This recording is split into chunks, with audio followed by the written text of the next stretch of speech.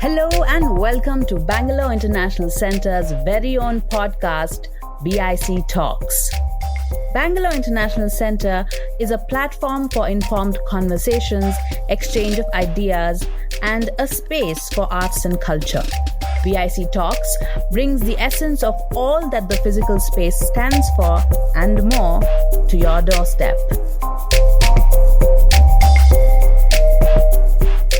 Every single month, women experience pain and discomfort that men cannot even fathom. Can workplaces and employers start introducing leaves for menstruating women? Our guest today on BIC Talks here to help us answer this question and inform us about the ongoing debate in India.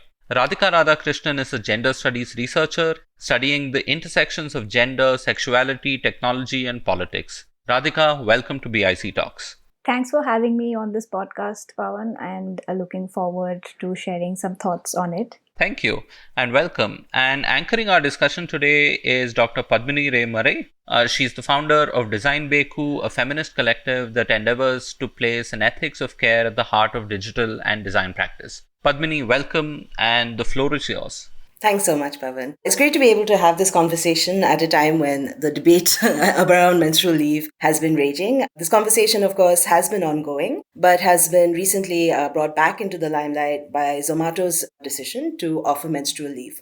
Zomato, as a company, did a company-wide survey which asked employees whether they wanted menstrual leave, and overwhelmingly it appeared that it was desired and thus implemented it. There have been some high-profile women in the media who have commented on the lack of necessity for period leave, citing causes such as it may kind of cause discrimination against women. It may kind of further entrench the idea that women are not fit for the workplace. And there has obviously been quite a lot of pushback against these views. So I have with me Radhika Radhakrishnan, who has written a compelling article arguing as to why menstrual leave should be something that should be considered and made much more normalized. And we will be having a conversation about the need to extend this conversation to ensure a fairer workplace for all. So, hi, Radhika. I wanted to start off by just talking about the conditions under which menstrual leave has even needed to prevail. Because as you have written in your article, there's so little lack of medical research and attention paid to women's health that we have a very apathetic medical establishment when it comes to attitudes towards women's health. And so do you think that menstrual leave actually might end up normalizing pain and the condition of being kind of debilitated, and the need for that leave might exacerbate the apathy in the medical establishment? Hi, Padmini, and thanks a lot for your question. I think that currently women's pain is already normalized at the workplace, and period leave is a way to sort of change that scenario. So what I mean by that is, if you look at the research that we have with respect to women's experiences with pain or even just discomfort, when it comes to the field of medical research, there's a large skew in terms of how much women's bodies are studied and how men's bodies are studied. So women's bodies are always understudied when it comes to their experiences of pain and ways in which that pain can be alleviated for them. Whereas for men, it's the research is more focused on how their lives can be made better. So on the one hand, we see that there is a lack of research when it comes to how women's pain can be dealt with better, especially when it comes to periods. At the same time, we also have a situation where doctors themselves don't take women's pain seriously, which is why it takes women a significantly long time to even get diagnosed for any kinds of underlying conditions. I myself have Pcos, and I was around 25 years old when I got this diagnosed, even though I have been suffering debilitating period pains to the extent where I've missed exams, not been able to step out of the house on the first 2 days of my periods. But that took a really long time to even get diagnosed. So I think the condition already is that women's pain is normalized, and medical establishments, as you said, already are apathetic to this scenario. But what period leave does in this case is acknowledge that this normalization has already happened and acknowledge that this is a need for women given how many women suffer because of this and in the current scenario silently due to their periods. What else I think it does when it comes to the attitude towards women's health is get rid of that idea that women are weak and that's why they require the period leave, because as you said, sometimes this has gotten conflated now that women need period leaves because they are weak on their periods and can't really work during that time.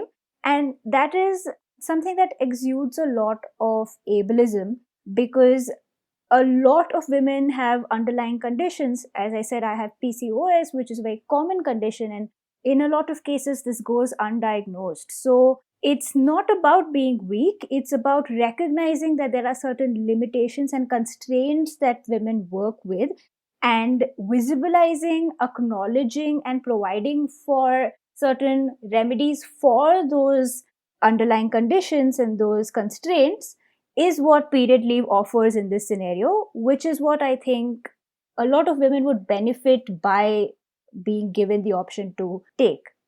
Sure, absolutely. And I think, the kind of this perception of weakness is only when we are held to patriarchal standards. And as you've mentioned in your work, the workplace is built around patriarchal standards. It's built by men. The workplace is kind of built to accommodate men's needs and not women's. So, to continue along these lines, do you think that period leave hurts the cause of equal pay for equal work? This is something that we hear a lot, that women, by taking these extra maybe 1 to 2 days off, are basically kind of being able to shirk work and be paid less, and should be paid less for taking time off for something that they cannot help, which is a biological process. So what are your feelings about that?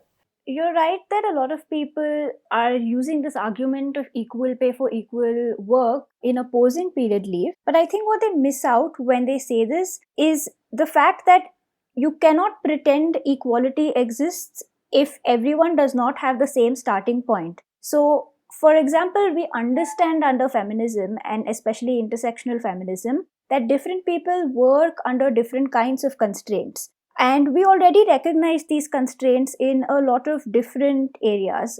So we have affirmative action, we have reservations for women in political fields, in education, because we recognize that there has been a historic marginalization and exclusion of women in these fields, and therefore that the playing field needs to be leveled for them in these areas. And I think this is the same thing that applies to healthcare and menstruation, because it's not really an equal playing field when you have a very able-bodied man who is able to go into work and have that same level of productivity every month, whereas a woman who has to do the same thing but with a lot of pain, discomfort, and period cramps for a few days every month. So the idea of equal pay for equal work is really not in the interests of women themselves, because as you said that the workplace has been designed mostly by men. So it's been designed keeping in mind the needs of men. And the needs of men have not required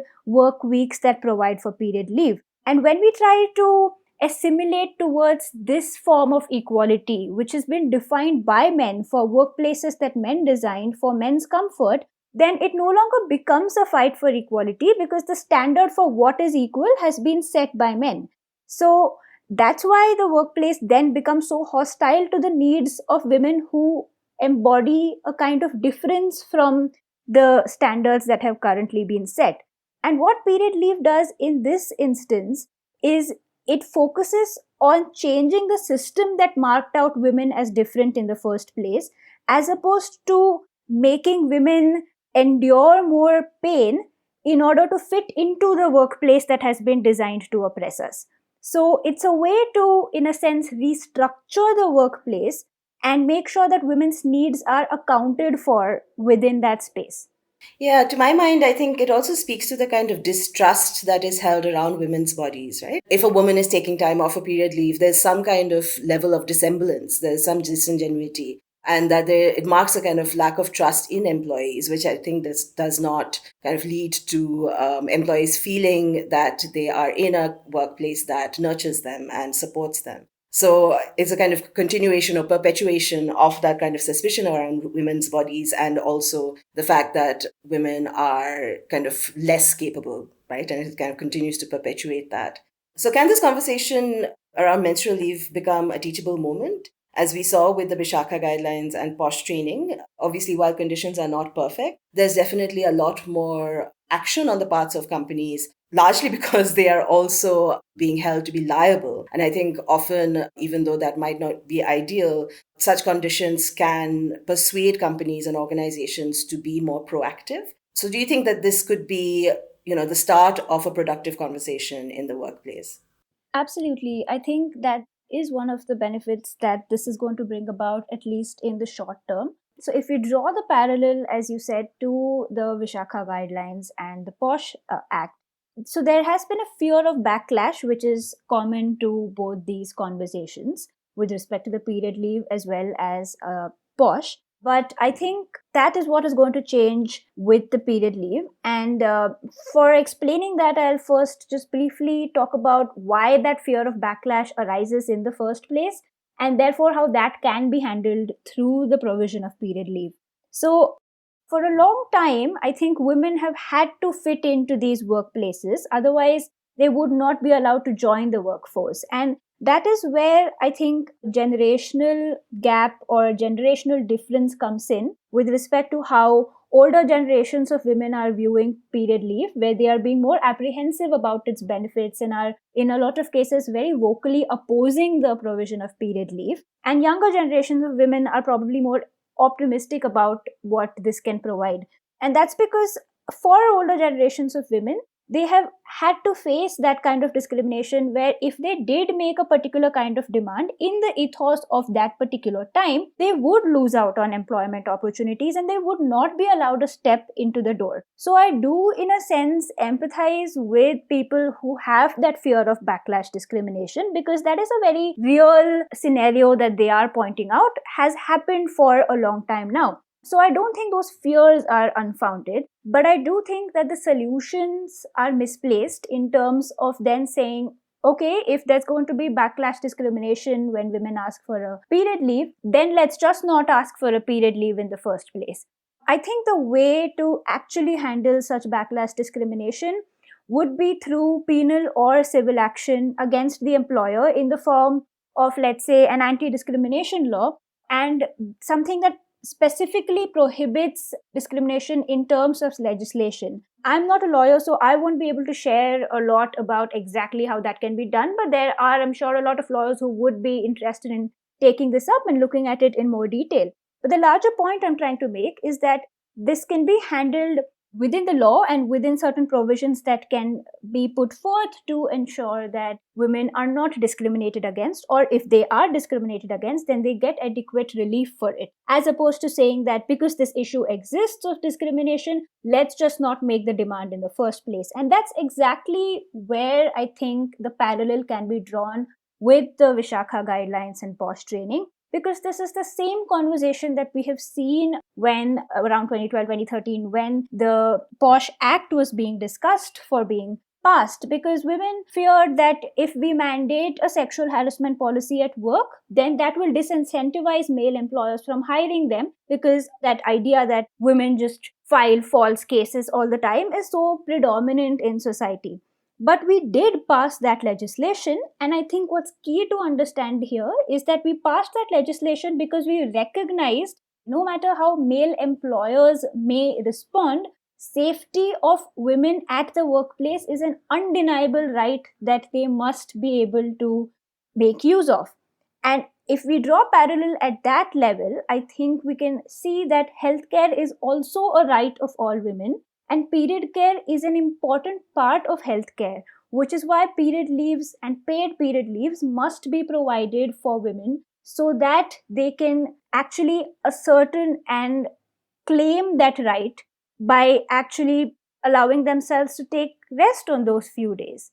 And in that sense, I hope that it becomes a teachable moment where women are able to claim their rights the same way they have been able to in other cases. And once this legislation if we are looking at period leaves in terms of legislation, which some people have been trying to do in terms of making it an act, whereas others are trying to push for it within specific workplaces. In both those cases, I think it becomes teachable because then systems get designed around it.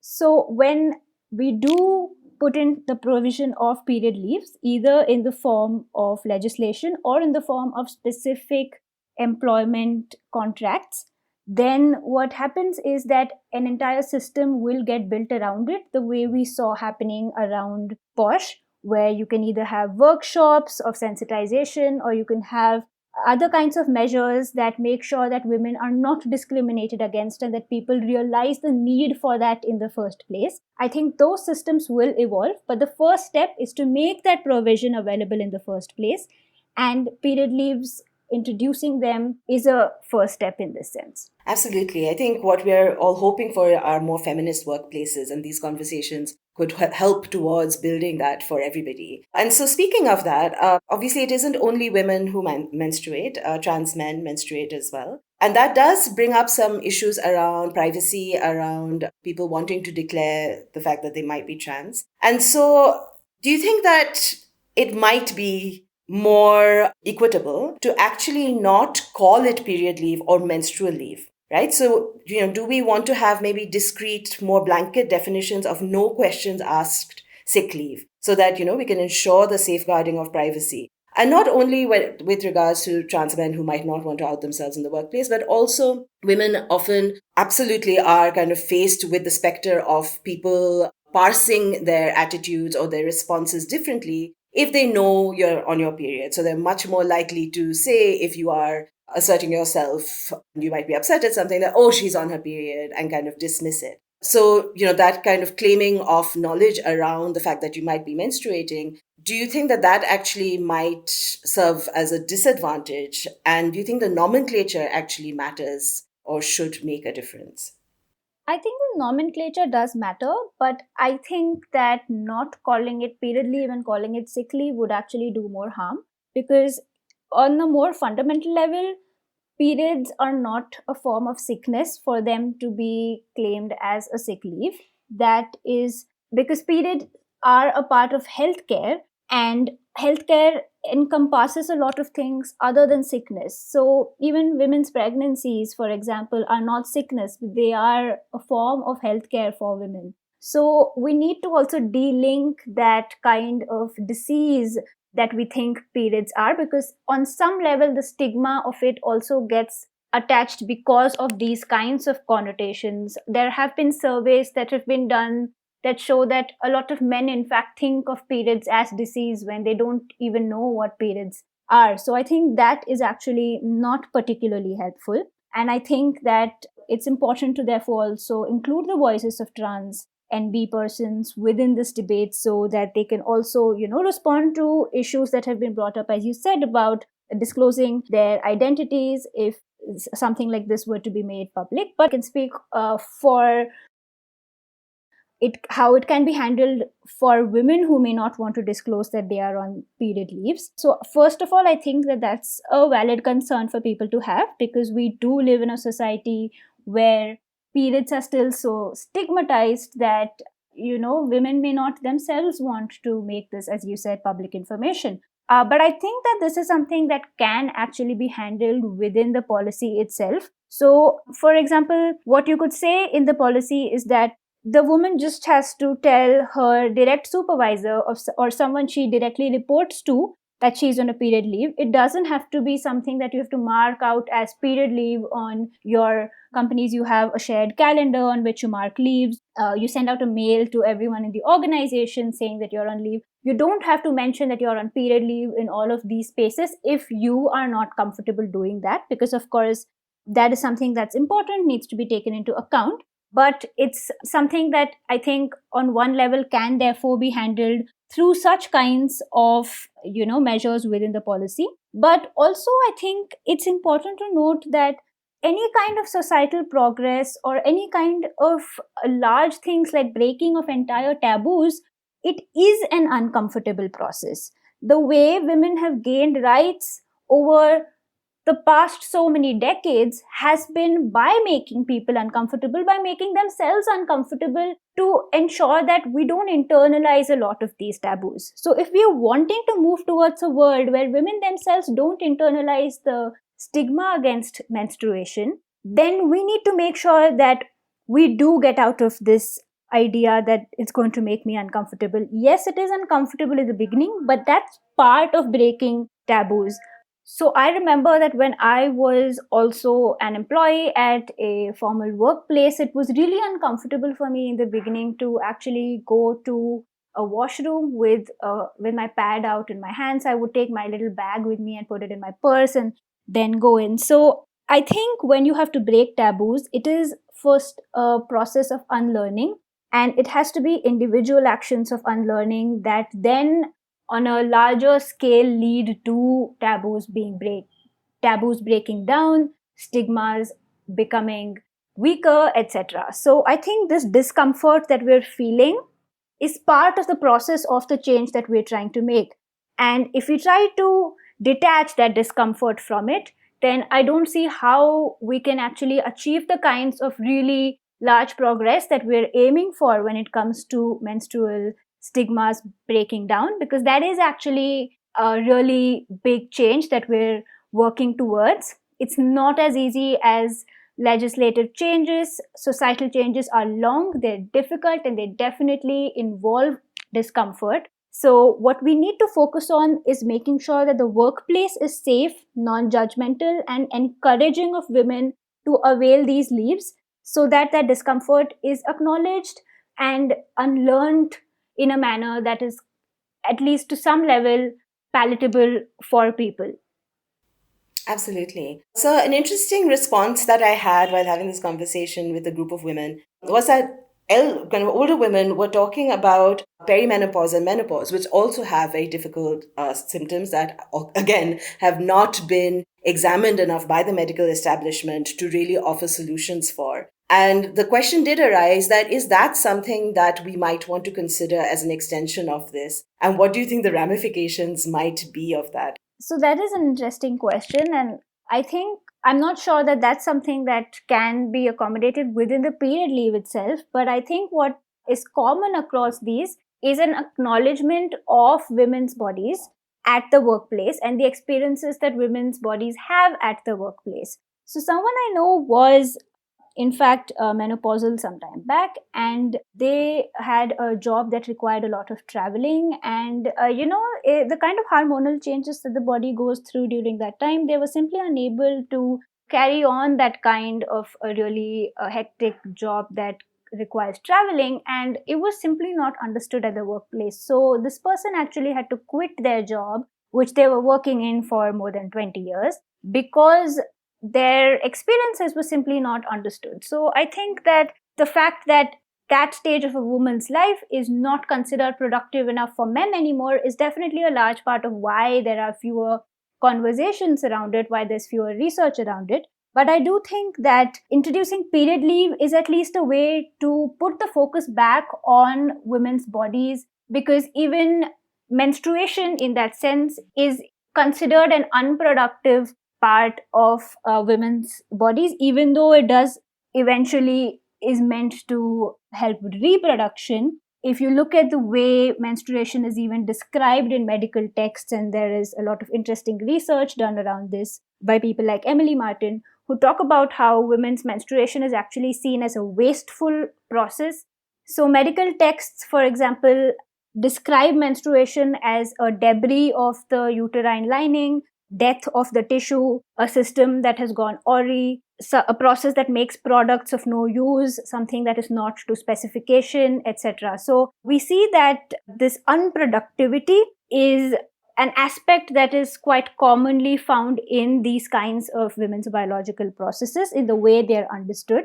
So through period leave, if we can at least try to understand one aspect of it, of menstruation, it becomes easier, I think, to have the conversation about other aspects such as menopause. Absolutely. So one reason why this conversation has encountered a lot of pushback in a country like India is that this might be considered a quote unquote elite conversation.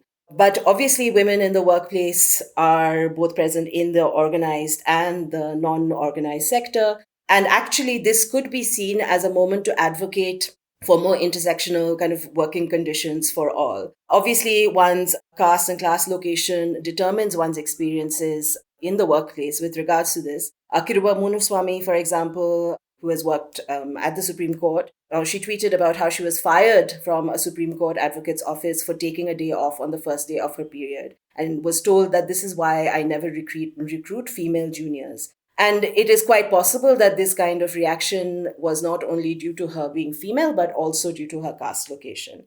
Kavita Krishnan, however, has spoken to how in the non-organized, in the informal sector, there has been definitely some efforts to accommodate for women when they're menstruating. In Bihar, apparently, there have been policies that have been put into place that allow women to take time off when they're menstruating. So I guess the question is, how do we then make this conversation more inclusive, more intersectional, and actually a beginning to advocate for fairer conditions in the workplace, not only for conditions such as menstrual leave, but also things like, say, mental health. When I was having this conversation with some employers, they were saying that they felt that it might be better to have just no questions asked kind of leave so that people can kind of use those and be trusted to use those for anything that might be kind of causing them difficulty, which doesn't have a quick and easy fix. Because as I think you've said, that things like, say, a pill or medication is not a solution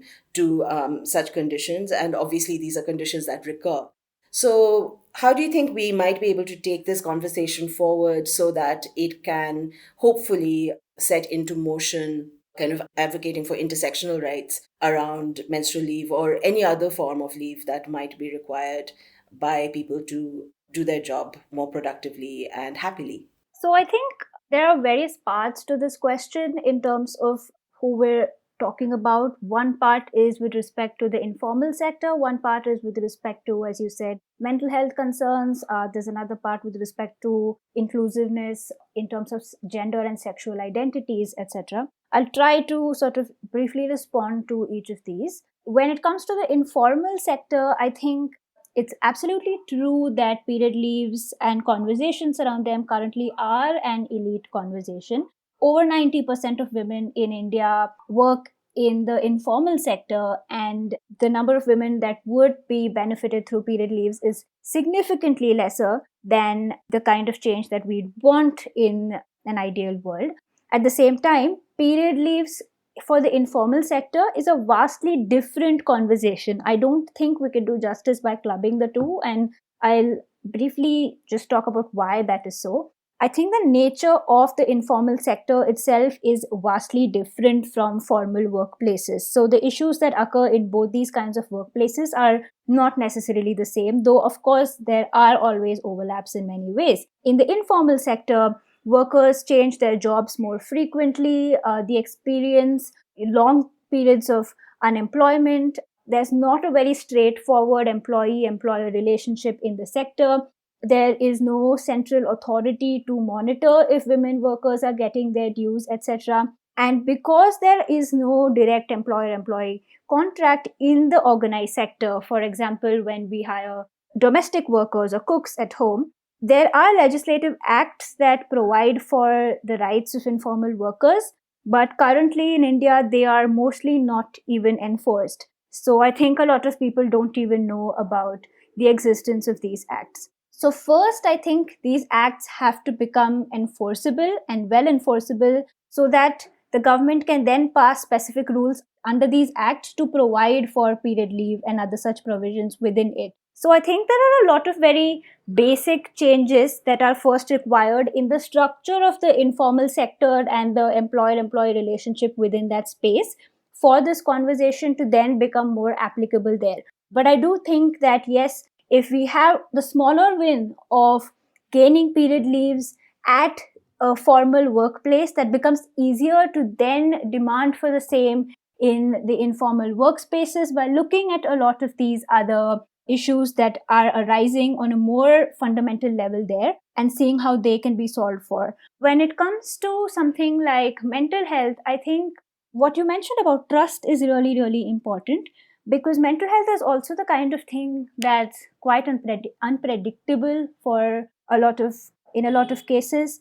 I have myself had anxiety and depression for many years and was on medication for that. And I couldn't really predict when I would need a leave, unlike period leaves where, you more or less know that you're going to be requiring 3 leaves a month, but you have no such certainty around mental health. So I think that is also a slightly different conversation, but an incredibly important one.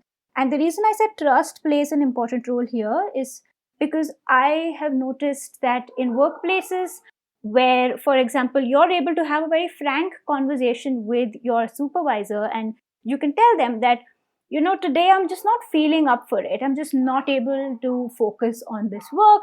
I'm going to need a day off, and I'll see if I can try to compensate for this sometime in the coming few weeks. And the employer or the supervisor understands the situation, and they say, I understand if you can't do this work today. I think that kind of a relationship requires a level of trust. And it is true that for women especially, that trust is harder to gain. So I think trust is an important part of that employer-employee relationship, where if I am having a particular mental health, like a bad mental health day, I can in confidence ask my supervisor for a leave for that particular day. And we can, on a case-by-case basis, come up with how that can be handled, whether I want to work extra on another day when I'm feeling better to accommodate that, or to make up for this. And at the same time, to realize that this idea of just being productive all the time is so capitalist, because it really just makes people not really human but more machine like. And it's a really bad way to even think of the workplace. It's a very ableist way to think of the workplace, and that ableism includes mental health. So there are a lot of larger, like a Pandora's box almost that opens up when we start talking about mental health, because the workplace on so many levels just does not understand how to deal with mental health. Lastly, what we also spoke about earlier, because this was a part of your question in terms of inclusivity, gender and sexual identities are, of course, an important part of inclusivity. And therefore, I think we need to bring in the voices of people from these gender and sexual locations, trans persons, non-binary persons, so that their experiences can also be voiced, their needs can be put on the table, and how policies can be framed in order to affirm those needs and experiences is something that can be designed. In terms of, for example, the Zomato period leave that has just been introduced, I think is a good move to make it, the fact that they made it applicable to trans folks at the workplace as well is a good move. I think maybe not specifying just 10 days a year and kind of keeping it open is a better way to do it, because Zomato, for example, had said just 10 days a year. Because again, different bodies have different needs. But I think that's again a very progressive step.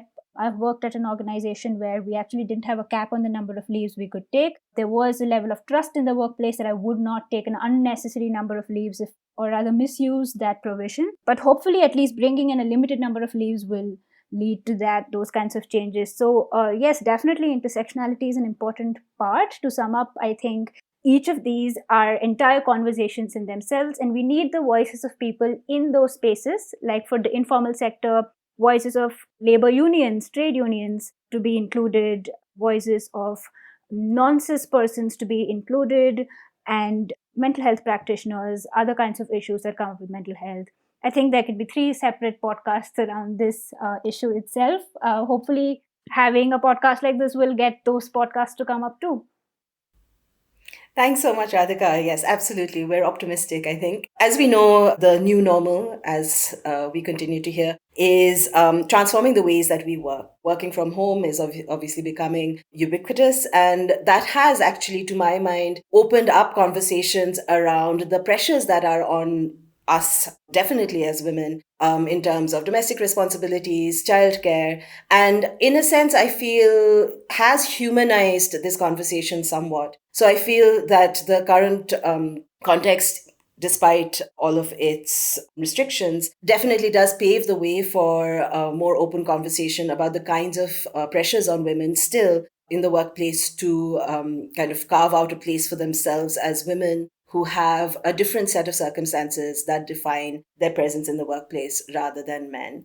So thank you so much, Radhika, for a broad, kind of wide-ranging conversation about this topic. For those of you who are listening, we hope that you enjoyed the conversation. And if you were still to be persuaded, might be thinking differently about this topic and pursue this conversation in circles that you feel might be productive. Radhika, Padmini, thank you so much for this discussion, and thank you for joining us on BIC Talks. Thank you. Thank you. Thank you for listening in till the end. Please share this episode with a friend on social media, WhatsApp, or anywhere else. It would mean the world to us. And in case you're listening via iTunes or Apple Podcasts, please leave us a rating and a review. Subscribe to BIC Talks on email or your favorite podcast app, and don't miss out on future episodes. This episode of BIC Talks has Gaurav Krishna as our sound engineer, with support from S. Sarvanaraj and Lekha Naidu. And the accompanying episode artwork was made by Chandni Venkataraman. Thank you for listening to this episode of BIC Talks. This podcast can be accessed on our website, bangaloreinternationalcenter.org, as well as on any of your favorite podcast platforms. Tune in for new episodes every week, and do subscribe to our YouTube channel and follow our Facebook, Twitter, and Instagram pages to stay informed on our latest updates.